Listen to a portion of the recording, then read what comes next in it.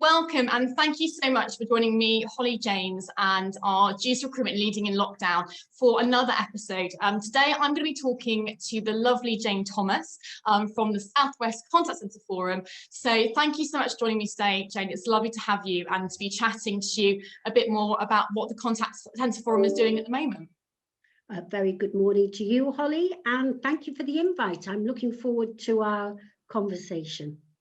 Fantastic. Well, look, I'm going to just kick off really, I think. And I think really what we've just been talking about is that we're all kind of feeling that this kind of whole last sort of 11, 12 months has been a real challenge. And it's required a lot of organisations to adapt and diversify. And we know that definitely the Contact Centre Forum has done that beautifully. We've been attending your weekly forums on a Friday, which have been so insightful and really useful in terms of the information that you're sharing with the members. But what would you say has been the biggest challenge moving into the lockdown and into sort of a pandemic? We thought the end was kind of at December. We've come back into January, and boom, we've had another lockdown. So tell me a bit more about how you've managed that challenge, and moving forward with it. Well, yeah, thank you for your kind words. I appreciate that, because you mentioning that you're attending Friday Update is really one of the support mechanisms that the forum has put in place to support us through this challenging time. When we first set it in place, Holly, which I guess puts everything into context, we actually thought that it would be for a couple of months, namely get us through lockdown 1, and then we'll roll into whatever the new business as usual is. And actually what's happened is that Friday Update, as the name suggests, has become our Friday connection with the industry, and 30 minutes of seeing familiar faces, other professionals that represent the great industry that you and I are a part of and endorse with such respect. But that really takes us to the question that you asked. What are the biggest challenges maybe that have come out of lockdown? But also, I'd like to focus on the opportunities as well. Because the first time that we had lockdown, Holly, there was no doubt about it. We were all caught on the back foot. There was a great sense of panic and really all hands to the deck. And the industry, as you know, and you yourselves as a business, had to adapt overnight, and there was, I would describe it as panic, which then became organised chaos to start with. That's a good way to describe it, I think. Yeah, definitely. It was panic. It was panic stations. Everyone was, we didn't see it coming, did we? Really, I think that's the thing, and for just to be so full on so quickly, I think businesses had to just, like you say, overnight look at their business and move it all online, which for some businesses were probably more set up than others, and others were, had a much bigger challenge ahead of them.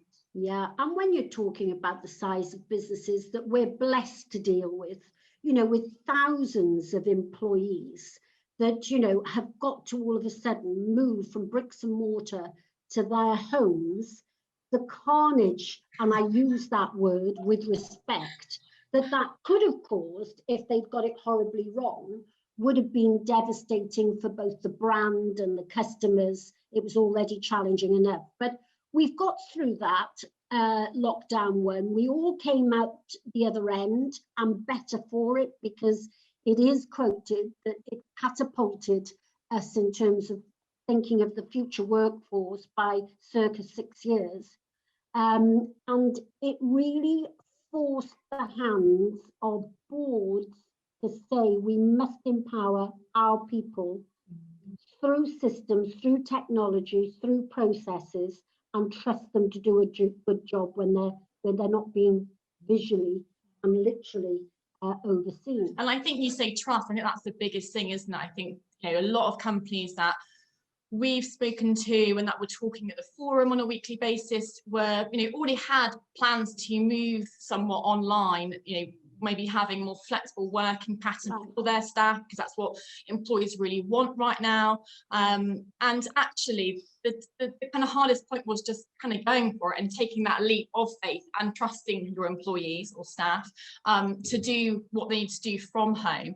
And actually it forced everyone's hands. And I think speaking to clients now on the other side of it, it's great to hear that, you know, employees have really stepped up and have really mostly enjoyed working from home. There have been challenges, but I think that it's great to see that it's, like I say, I love that empowering, you know, employees, which I think is great.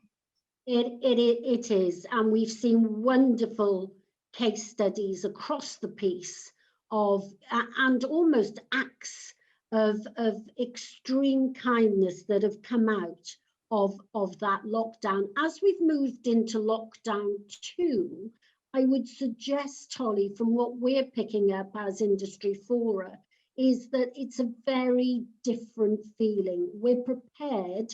We don't particularly enjoy it, but we're prepared. That panic has been taken away, that we're in control. And also, due to the vaccine programme, we do see it as a light at the end of the tunnel. That doesn't mean that it's going to ever go back to what it was. I truly believe it won't. I think we've all looked at the productivity it's given us, the better work-life balance. You know, there are pros and cons around that, and we'll come on to discuss that. But it's given us the opportunity to recalibrate. And that recalibration has been very, very powerful. There's still a lot of work to do to maximize upon the opportunity, but it's certainly forced our hands to look at being creative, agile, absolutely resilient, which has been, you know, a real test, and to innovate and to almost forge forward with things that might have taken us some time. So, you know, in terms of the biggest challenges moving forward, to directly answer that first question, because we've digressed a little, is that the biggest challenges, I think, are positive ones. How can we maximize on the opportunity this has given us to press the reset button and get it right? Because what's gone is gone. We've got to look forward and make the most of this, which I genuinely think we, you know, businesses are already doing, you know, and taking that opportunity to do so. Yeah, and I think they're very much right there. You know, so many businesses, if not all businesses now, are thinking, you know, this is not forever. We know that with the vaccine rollout and planning for the future is really key now, and that's what businesses are thinking and looking towards the latter part of 2021. Yeah. And I think, you know, one thing we've touched upon today very much is about how, you know, we work in a very customer focused environment, and we know, and you know, from what the forum has talked about and what I've spoken to clients about, it's very much about, you know, customers' requirements have really changed, and we've seen that really you know, kind of diversify, I guess, and adapt through the pandemic. So when the pandemic first hit, you know, customers were a lot more lenient. They didn't mind being on the phone or waiting to hear back, you know, regarding their query. We now are hearing that customers are actually now aware that everything is so much more online and so much more digital, that the answers that they want should be instantaneous, which is a really big challenge for organisations to provide that type and level of support to their customers day in, day out, some of them 365 days a year. So, you know, with that kind of comes the managing of customers over distance and expanding digital delivery. You know, what areas would you say have been affected the most and affecting clients within the South West Contact Centre Forum, and what have they done to drive their business forward, would you say, to overcome these challenges? Well, the digital arena is huge. And, you know, you and I are customers. You know, we might be sophisticated customers because we're in an industry where our livelihood depends on delivering exceptional service. But there's nothing more frustrating, is there, Holly, when you make that communication, whichever way you've made it, and you don't get the service that you expect. And, you know, I don't think businesses moving forward can get away with that pre-recorded message up front through their IVR, due to COVID, we are, it doesn't quite sit very comfortably at the moment. Yes, there are challenges, but we've had nearly a year to get that right. So what we're seeing is a lot of transformation. And this is going back to my first point about seeing a challenge as an opportunity. That reset button being absolutely pushed hard. And that's because the business has got to respond to a customer that is now contacting them through a multi-channel offering. It has presented challenges because a lot of businesses do not have the one customer view.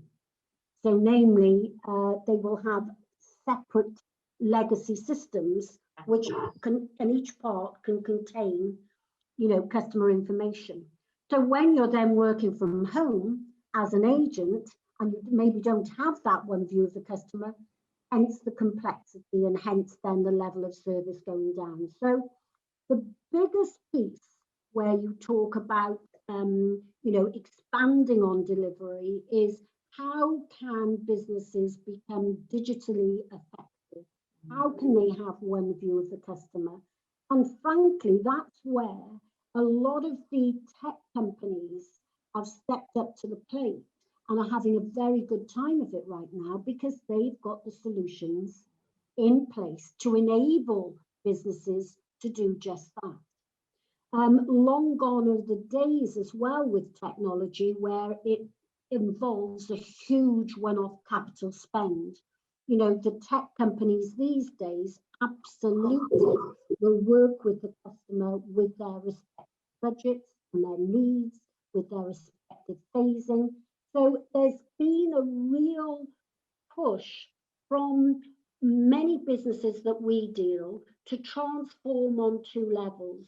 Transform in terms of their people piece, which is, have we got the right structure and skills in place to deliver the service that is required of the future?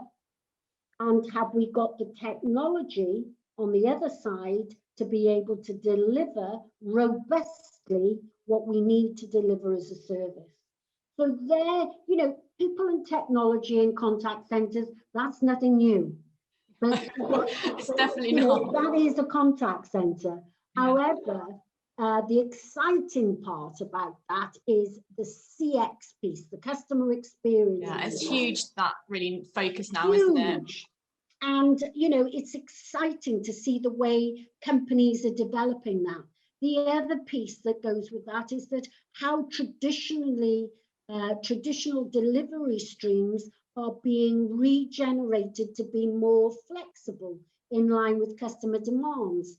So we're seeing traditional field sales teams that maybe, engineers going out normally into, with vans on the road, are suddenly being transformed into roles that are delivered digitally 24/7 through technology and only escalated up if indeed that requirement is there. So, we're seeing a lot of innovation. And the other piece that goes with this is when we talk about people, of course, your business is in the people business. And you'll know that we've really had to adapt as well about how we recruit, how we onboard, and how we then train into the business when many individuals will not have even met their respective teams or been to their traditional, bricks and mortar setup. So, there's so many exciting things that are going on. But in terms of delivering service, the same principles are there. Know your customer through your customer data is imperative. What's your customer management system like? Who's managing it? Do you understand how they're reacting to you? And then have you got the right technology in place to be able to ensure that you can meet that dynamic customer base, and then have your agents or your teams got the required skills to be able to deliver that. And again, there's nothing new that I've said there. It's just that the technology has enabled us to refine our customer experience journey and effort if you get it right. And that's where the differentiator will be, Holly, in terms of, you know, the companies that people want to work for, the successful companies. If you peel back the layers, the biggest differentiator will be how they react with their customers, and are they delivering the right channels of service to their customers. 100%. That's it. Because customers are more vocal now, aren't they? There's so many opportunities for customers to feedback, not just to an organisation, but now to the whole world. So I think that is a really big area for companies to get right, and get it right the first time, isn't it? And we've all been forced through this time personally. You know, I wasn't really into ordering my grocery shopping online. You know, there was something rather nice about going to, you know, my favorite supermarket and, you know, buy what I need. And I still, you know, it's the highlight actually of the week at the moment. It is the highlight of the week for everyone's week. It is, isn't it? You know, as sad as it is. But what that's done is that whereas you have maybe you would have had reluctant customers in the past, through this situation that we've all gone through, we've all been exposed to getting used to doing things digitally that ordinarily we wouldn't have even sniffed at. So the speed of change has been greater. And also I think, you know, the way that we communicate, Holly, is very different. You know, we've had a lot of time to reflect. And I genuinely think that, you know, customers, people who are customers, have got used to this, you know, this connection in one way, which isn't so arduous as having to jump in a car and do something. Make it easy, 24/7. It's great.